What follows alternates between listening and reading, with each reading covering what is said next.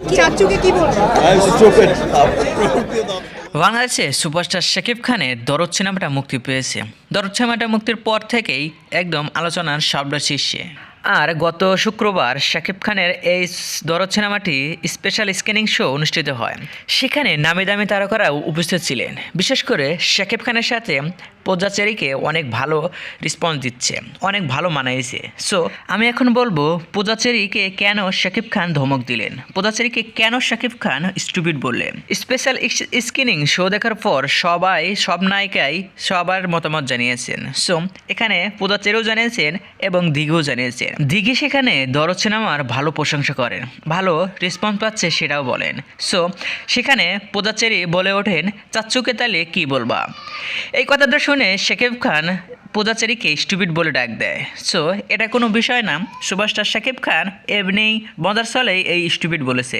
So আমরা সবাই জানি যে সুপারস্টার শাকিব খান আর সবাই একত্রেই কাজ করছে। সো ভিউয়ার্স, এই ভিডিওতে আপনার কি মতামত কমেন্ট বক্সে জানিয়ে দিন। আর হ্যাঁ, বিনোদন জগতের সকল খবর পেতে চ্যানেলটি সাবস্ক্রাইব করুন। ধন্যবাদ।